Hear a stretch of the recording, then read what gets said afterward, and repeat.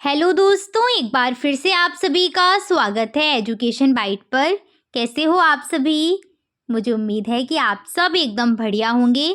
मैं आपकी DElEd first semester की मैथ्स की क्लास लेकर के आई हूँ और मैथ्स में जो टॉपिक मैं आपको पढ़ा रही थी वो टॉपिक आपका चल रहा था गुणा तथा भाग की संक्रियाएं।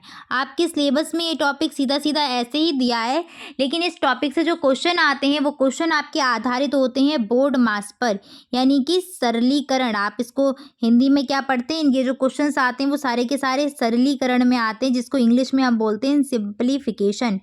तो बोर्ड मास की चर्चा मैंने आपसे लास्ट क्लास में कर ली थी, लेकिन जो क्वेश्चंस थे वो मैंने नहीं कराए थे। तो आज हम बोर्ड मास पर ही आधारित प्रश्नों को करेंगे और ये भी देखेंगे कि एग्जाम में कैसे क्वेश्चन पूछे जाते हैं, ठीक है। और क्लास का जो टाइम है वो आपका डेली शाम को 5 बजे रहता है, तो शाम को 5 बजे आप सभी मैथ्स की क्लास के लिए तैयार रहा करिए। शुरू करती हूँ मैं आपकी क्लास, और उससे पहले बस एक छोटी सी रिक्वेस्ट है कि क्लास को फटाफट से अपने दोस्तों के साथ शेयर कर दो और लाइक करने में बिल्कुल भी कंजूसी नहीं करना, ठीक है। आते हैं हम बोर्ड मास पर।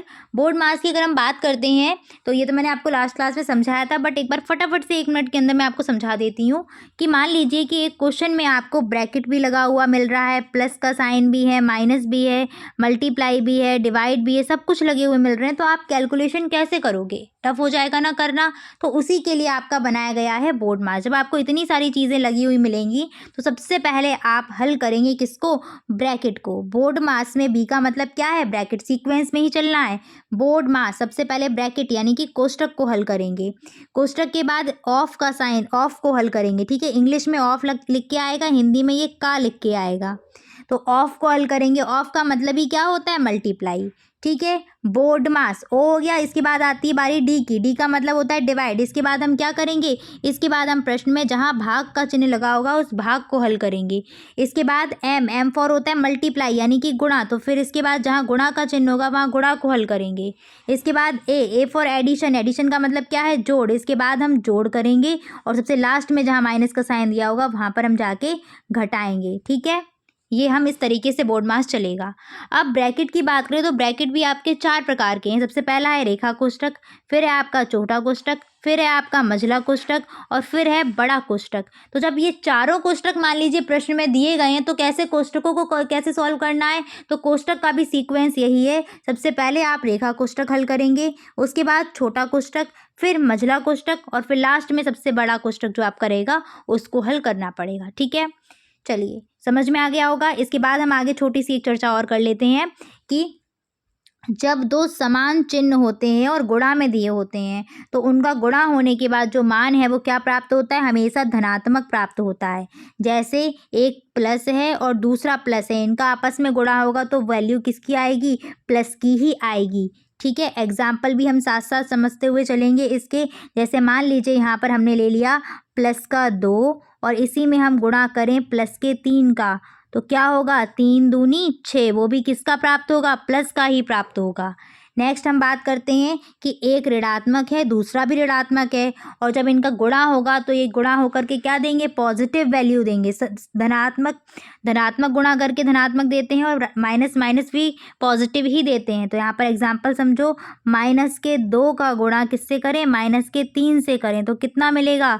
3 दूनी 6 और माइनस माइनस क्या हो जाएंगे? प्लस, तो प्लस की 6 आ जाएगी वैल्यू, ठीक है। और प्लस की 6 ऐसे लिखें या फिर ऐसे लिखें, दोनों ही चीज़ें क्या है? सेम टू सेम है, कोई अंतर नहीं है। इसके बाद हम बात करते हैं जब दो असमान चिन्हों का आपस में गुणा होता है तो हमेशा निगेटिव वैल्यू प्राप्त होगी। जैसे एक ऋणात्मक है, दूसरा धनात्मक है, तो कैसा मान मिलेगा? ऋणात्मक ही मिलेगा। जैसे कि यहाँ प्लस का 2 है और मल्टीप्लाई हो जाए माइनस के, सॉरी, अच्छा पहला ऋणात्मक था तो हम पहला ऋणात्मक ही लेते हैं। जो माइनस का 2 है एक यहाँ पर और गुणा किससे कर रहे हैं? प्लस के 3 के साथ, तो 3 दूनी 6 हो जाएगा, लेकिन माइनस और प्लस क्या रहेगा? माइनस ही रहेगा। इसके बाद पहला धनात्मक हो दूसरा ऋणात्मक हो तब भी ऋणात्मक ही मान मिलता है। जैसे कि यहाँ पर प्लस का 2 और इसमें मल्टीप्लाई कर दें माइनस के 3 का, तो भी क्या मिलेगा, 3 दूनी 6, लेकिन प्लस और माइनस माइनस ही देंगे। तो इतनी सी बात ध्यान रखना। तो फटाफट से आपका ये हो गया।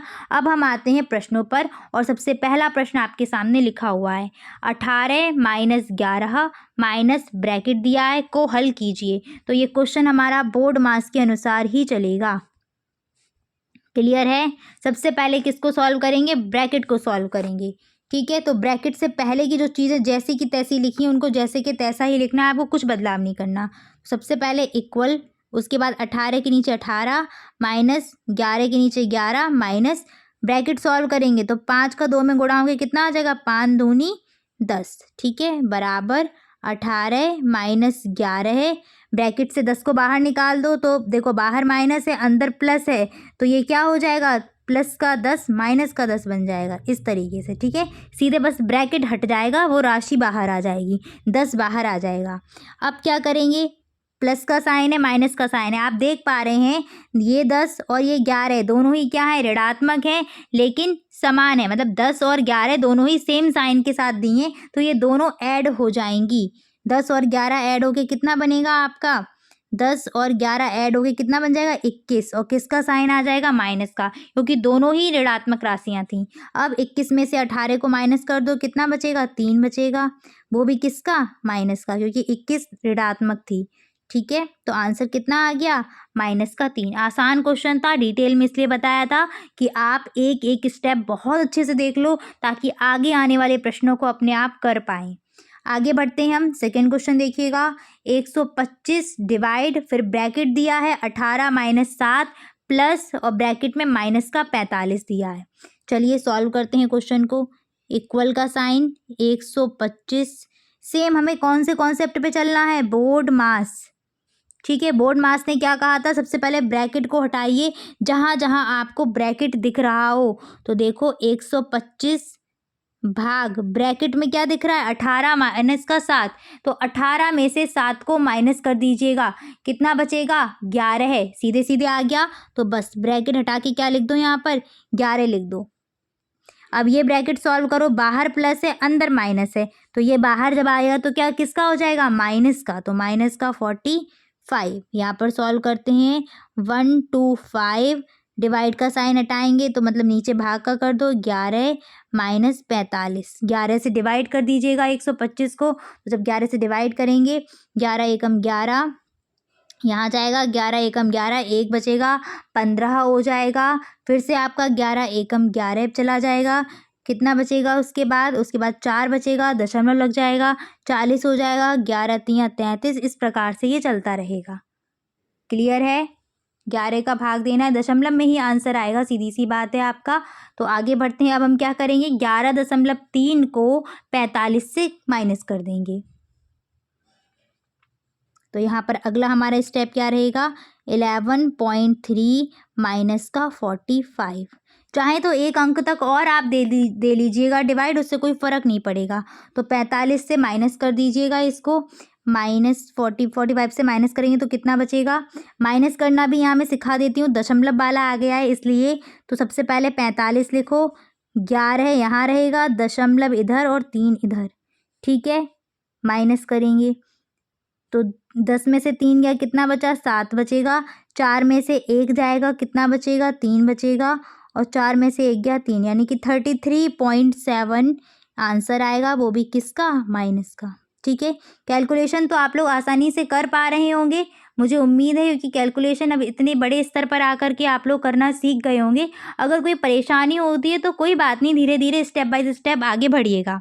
क्लियर, आगे हम आते हैं नेक्स्ट क्वेश्चन पर। नेक्स्ट क्वेश्चन है आपका 70 मल्टीप्लाई ब्रैकेट में 40 प्लस 20 प्लस फिर आपका रेखा कोष्टक भी यहाँ पर दिया है। रेखा कोष्टक इसी प्रकार से क्वेश्चन में ऊपर लग के आता है। तो सबसे पहले बोर्ड मास के अकॉर्डिंग ही हमें चलना है, यहाँ भी BODMAS। ठीक है, हर बार इसको लिखने की ज़रूरत नहीं, बस माइंड में सेट करिएगा। क्लियर, तो आगे बढ़ते, सबसे पहले क्या सॉल्व करना है हमको, ब्रैकेट को सॉल्व करना है। तो सबसे पहले ब्रैकेट को सॉल्व करो, और ब्रैकेट में भी कौन से ब्रैकेट को सॉल्व करना है, रेखा कोष्टक को हल करना है। कहाँ दिया रेखा कोष्टक, यहाँ पर दिया है।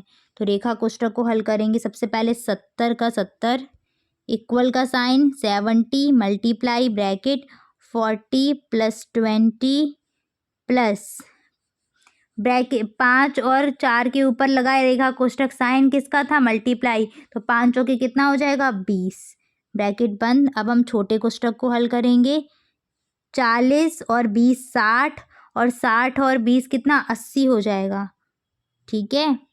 अब गुणा कर दीजिएगा, 7 अट्ठे 56 0 0, कितना आंसर आ गया 5600, इस प्रश्न का उत्तर निकल आया। आगे आते हैं नेक्स्ट क्वेश्चन पर। क्वेश्चन आपका दिया है -21। क्वेश्चन में पढ़ने की ज़रूरत नहीं है, क्वेश्चन को हम डायरेक्ट सॉल्व करेंगे सेम उसी कॉन्सेप्ट पर, बोर्ड मास पर। और सबसे पहले कौन सा छोटा कोष्टक हल करना है, तो जहाँ जहाँ छोटा कोष्टक लगा है उसको हटाने का प्रयास करेंगे, ठीक है। तो चलिए आइए करते हैं सॉल्व। -21 का -21 ही रहेगा, ठीक है। इसको ब्रैकेट में बस इसलिए बंद कर रहे हैं ताकि माइनस का चिन्ह आपको दिक्कत ना दे, वैसे हटा देंगे कोई दिक्कत भी नहीं होगी, ठीक है। डिवाइड का साइन, बड़ा कोष्टक 16 है, बाहर निकालो 13 को, तो प्लस बाहर है और अंदर माइनस है, प्लस माइनस माइनस रहेंगे तो माइनस का 13, ब्रैकेट बंद। और ये कितना हो जाएगा -5, क्लियर है। आगे आते हैं -21 डिवाइड बाई कितना रहेगा, 16 में से 3 गए, कितना बचा 16 में से 3 गए, 3 बचेंगे, क्लियर है। और फिर ये रहेगा हाँ डिवाइड नहीं, माइनस का साइन था, -5। अब बोर्ड मास में क्या था, B for bracket, O for of, D for divide, फिर मल्टीप्लाई, फिर एडिशन सब्ट्रैक्शन। अब देखो एक साइन मल्टीप्लाई का है, एक साइन किसका है डिवाइड, एक साइन मल्टीप्लाई का है, एक साइन डिवाइड का है और एक साइन किसका है सब्ट्रैक्शन का है। तो सबसे पहले ये डिवाइड सॉल्व होगा यहाँ पर, ठीक है। तो यहाँ पर सॉल्व करेंगे, इक्वल -21/3 और -5, 3 से डिवाइड करो, 3 एकम 3, 3 सत्ते 21, 7 किसके बचे हैं माइनस के 7 और ये माइनस के 5, 7 5 हो गए 12, वो भी किसके माइनस के, तो माइनस का 12 इस प्रश्न का उत्तर निकल आएगा।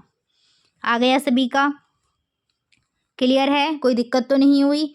चलो एक बार यहीं से इसी स्टेप से मैं फिर से एक बार समझा देती हूँ, अगर कोई परेशानी हुई भी होगी। ये देखो ये -21 है क्या, ये सिर्फ देखो माइनस आगे लगे होने से सिर्फ ये बता रहा है, जैसे कोई नंबर आपको मैंने यहाँ लिखा 4, इसका मतलब ये धनात्मक संख्या है, यहीं मैंने लिख दिया -4, इसका मतलब ये ऋणात्मक संख्या है। तो यहाँ -21 का मतलब है कि ये ऋणात्मक संख्या है, इसलिए इसको ब्रैकेट में सेपरेट कर दिया गया था इस तरीके से, ठीक है। इस -21 में हमें क्या देना है, 3 का भाग देना है, तो -21/3 और ये माइनस का 5 पीछे है, 3 से डिवाइड देंगे, 3 एकम 3, 3 सत्ते 21, पर वो 7 माइनस का बचा होगा, तो यहाँ पर आ जाएगा -7 और -5, 7 5 12, वो भी किसके माइनस के, ठीक है। ये छोटी सी बात तो कल मैं आपसे क्लियर कर भी चुकी थी, इसीलिए, ठीक है, क्योंकि मुझे पता था इन क्वेश्चन में ये काफ़ी सारी चीज़ें आएंगी, तो ये आपको पहले से कॉन्सेप्ट पता होने चाहिए।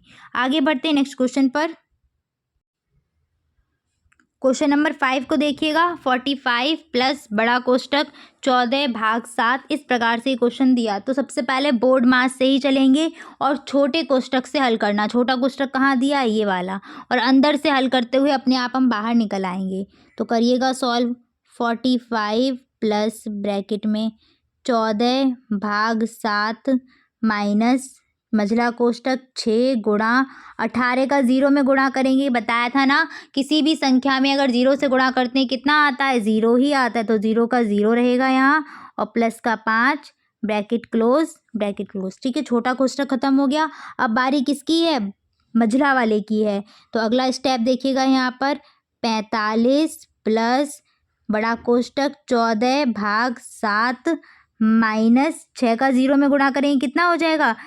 देखो अब सिर्फ इतने से ब्रैकेट पर ध्यान देना, ठीक है, बोर्ड मास से ही चलना है इसमें भी, ठीक। पहले मल्टीप्लाई करो, तो 6 का 0 में करेंगे 0, और 0 में 5 ऐड करेंगे तो कितना आ जाएगा, 0 में 5 ऐड करने से 5, तो ये क्वेश्चन ये जो होगा ये भी सॉल्व हो जाएगा। यहाँ पर बचेगा 5 और ब्रैकेट क्लोज।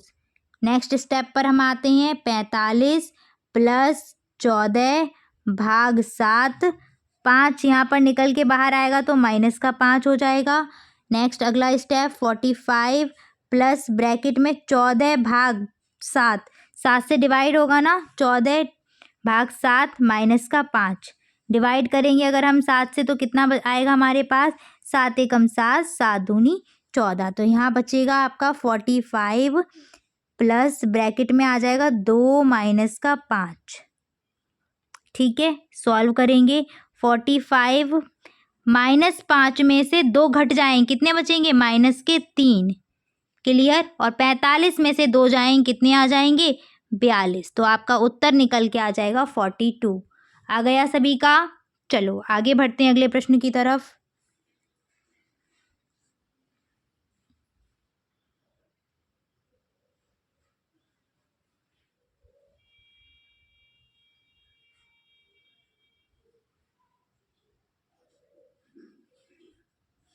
ये रहा इस प्रश्न का उत्तर। क्लियर है।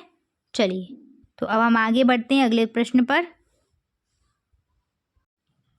नेक्स्ट हम आते हैं 6th क्वेश्चन पर। सेम इसी प्रकार से चलना है हमारा क्वेश्चन। और कहाँ से स्टार्ट करेंगे? हम अंदर से सॉल्व करना। कौन सा वाला कोष्टक? ये वाला जो कोष्टक आपका लिखा हुआ है, इसी कोष्टक से हम इसको सॉल्व करना शुरू करेंगे। तो सबसे पहले आते हैं इक्वल 36 माइनस बड़ा कोष्टक 18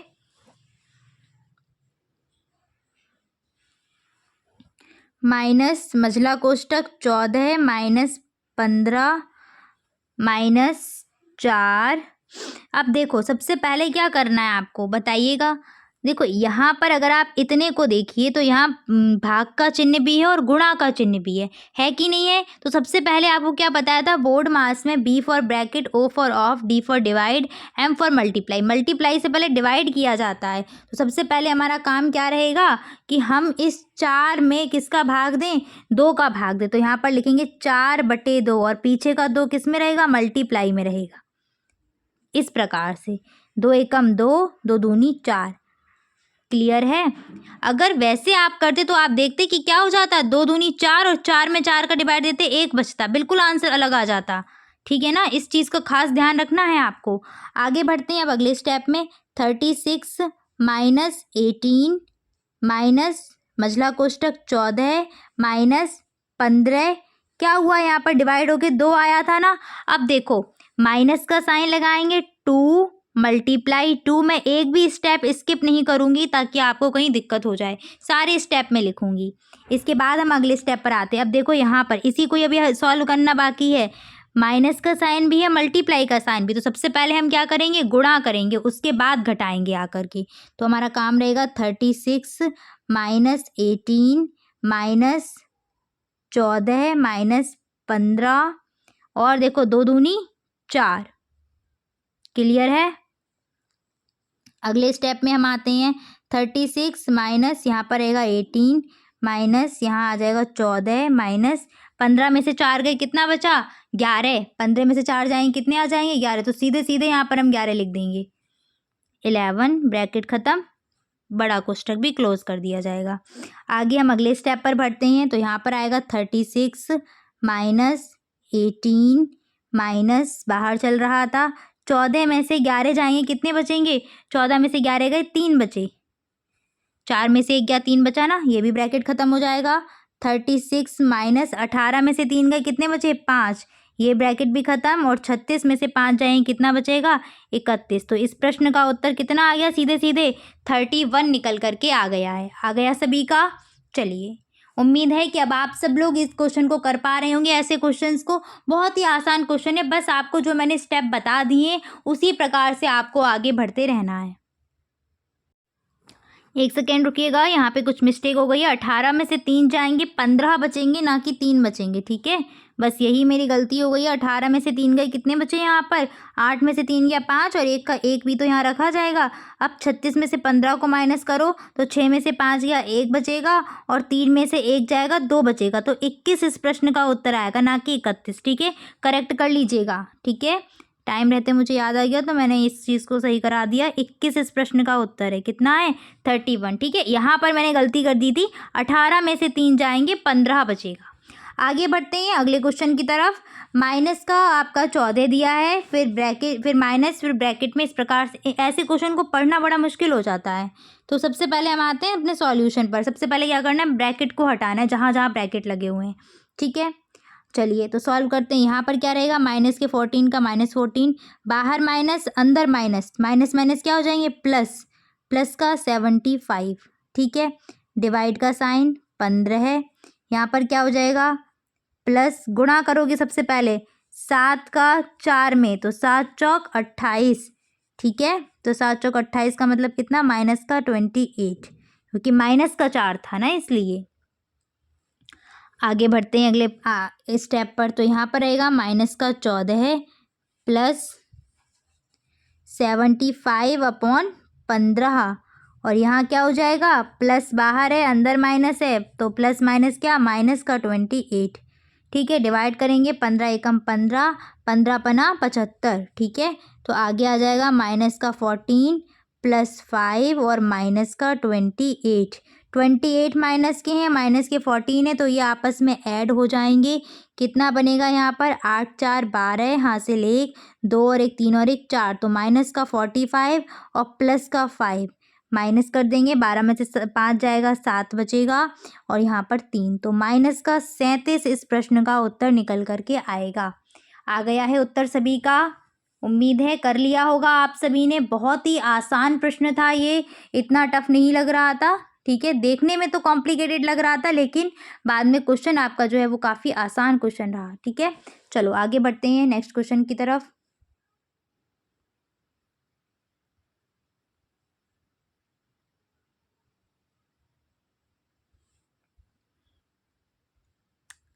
अच्छा, तो आज का ये लास्ट क्वेश्चन था आपका 7th क्वेश्चन, ये तो कल के ही ये कॉन्सेप्ट है आपका। चलिए तो यहीं तक हम आज रखेंगे, फिर मिलेंगे आपकी नेक्स्ट क्लास में, जिसमें मैं आपके जो प्रीवियस ईयर पेपर रहेंगे, प्रीवियस ईयर क्वेश्चंस रहेंगे, जितने भी आए हुए हैं इस टॉपिक से, सिंप्लीफिकेशन से, उन सारे क्वेश्चंस को मैं नेक्स्ट क्लास में कंप्लीट कराऊंगी।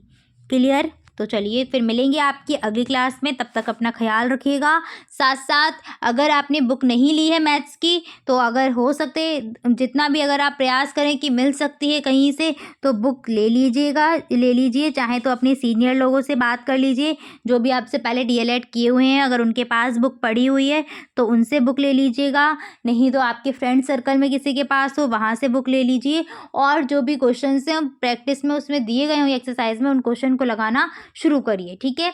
वैसे मैं कोशिश करूँगी कि आज या कल में जो आपकी बुक है SCRT की, उसकी जो PDF है वो मैं आपको टेलीग्राम पर प्रोवाइड करा दूँ। और एक दूसरी बात कि अगर आपने अभी तक टेलीग्राम चैनल को ज्वाइन नहीं किया है, तो प्लीज़ टेलीग्राम चैनल को ज्वाइन कर लीजिए, जिससे क्लास की जो अपडेट रहा करेगी वो आपको मिलती रहा करेगी। कोई टाइम अगर चेंज होता है तो वो भी आपको पता लगता रहेगा, ठीक है। चलिए तो आज इतना ही रखते हैं, फिर मिलेंगे आपकी नेक्स्ट क्लास में। Thanks for watching and please like share and subscribe my channel. Bye bye, take care.